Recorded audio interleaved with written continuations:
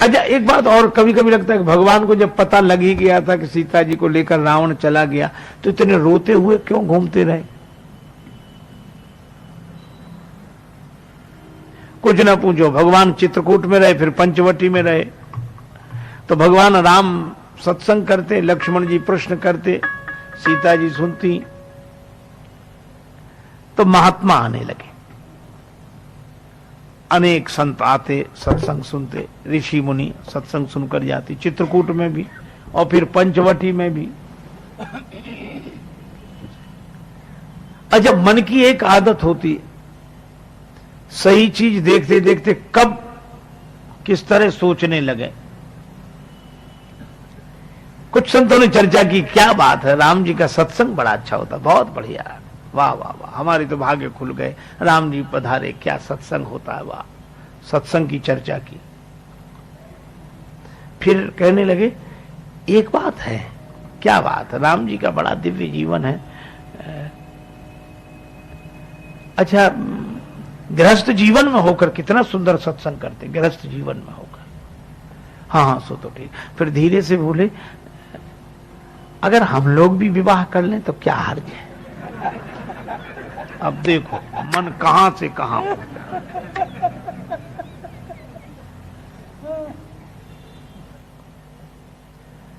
महात्माओं ने कहा कि हाँ कर सकते हैं, कोई हर्ज नहीं है, जब राम जी ऐसे रह सकते हैं विवाह की बात, तो हम लोग भी रह सकते हैं। कम से कम समय पे फलाहार की व्यवस्था तो हो जाया करेगी। और तो हाँ ये बात है, लेकिन इतने महात्माओं के लिए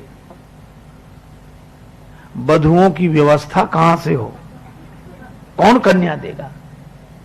हाँ ये मामला तो गंभीर है। एक काम करो, ये पर्वत किस दिन काम आएंगे, अपने अपने नाप तौल से एक एक शिला उठा लाओ और उसकी आंख नाक कान बनाओ खुट्ट पुट्ट करके, और जब बन के तैयार हो जाए तो राम जी को बुला लेंगे, राम जी चरण छुलाते चलेंगे, सब मुनि पत्नियां बन जाएंगी, आराम से विवाह हो जाएगा। हाँ ये बात ठीक है। जुट गए उसी काम में, पहाड़ से एक एक शिला लाए, खट पट अपने अपने कुटिया पे कर रहे सब। अब जब शिला बनाने लगे तो जल्दी भी थी, तो सत्संग में कोई ना आवे, तो राम जी ने कहा ये महात्मा गए कहां, बड़े प्रेम से आते थे, सत्संग करते थे, और ये अब एक भी नहीं दिखते। तो उनके शिष्यों ने बताया कि महाराज मामला दूसरा है, आपको निमंत्रण आने ही वाला है।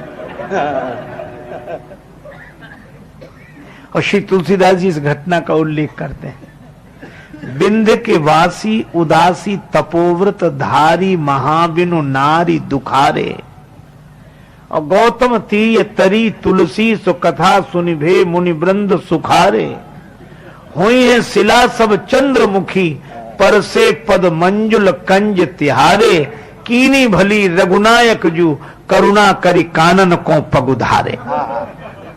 आपने बड़ी कृपा की।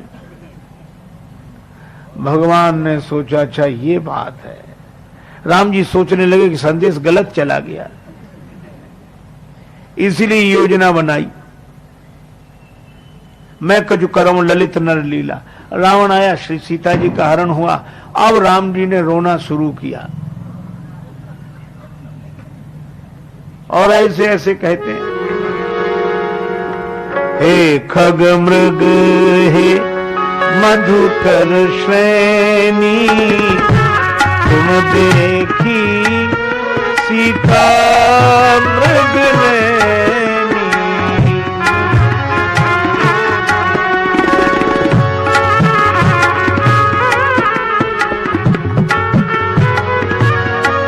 सीता मृग नैनी। राम जी चले जा रहे हैं, आगे बड़ा हिरणों का झुंड दिखाई पड़ा। हिरण राम जी को धनुष्मान लिए हुए, लक्ष्मण जी को धनुष्मान लिए हुए देखकर भी नहीं भाग रहे, वहीं खड़े हो गए। अपलक दृष्टि से राम जी की ओर देख रहे हैं। राम जी रोते हुए बोले, लक्ष्मण याही भेष बन में मारीच मृग छल्यो मोहि, मिलो मगमाही परख प्राण बेचैन है, संहारो सुबंधु मृग जावे न जीवित एक, देख के दुखित मोह डोलत सुख है न। मारीच ने इसी भेष में मुझे, हमई देख मृग निकर पराही, मृगी कहाई तुम कहां भय नाही, तुम आनंद करो मृग जाए, कंचन मृग खोजन ये आए। लक्ष्मण जी ने धनुष पर बाण चढ़ाया और हिरणों को लक्ष्य करके बाण चलाने ही वाले थे। फेरन सरासन की हेरन हिरन की, पे चकित चितौनी पे ससंके सुख दैन है। और बोले लक्ष्मण चलो चलो बाण मत चलाना।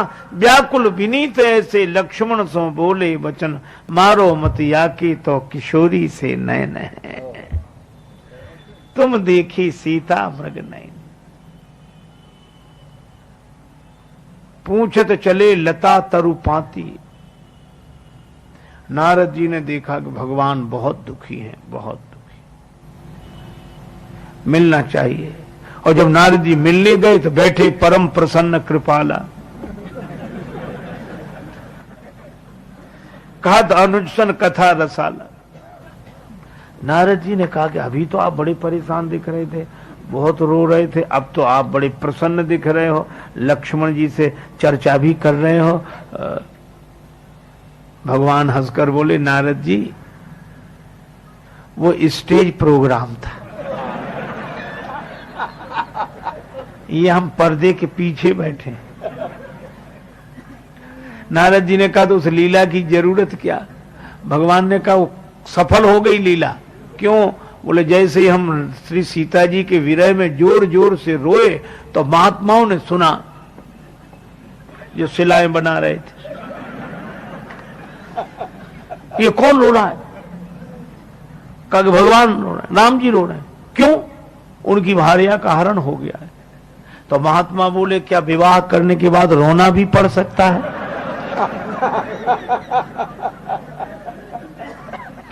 तो एक महात्मा बोले जब भगवान नहीं बच्चे बिना रोए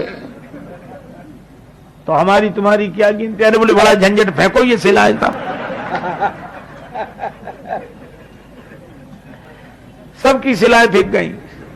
राम जी बड़े प्रसन्न हुए कि हमारे रोने से भी इनका कल्याण हो गया।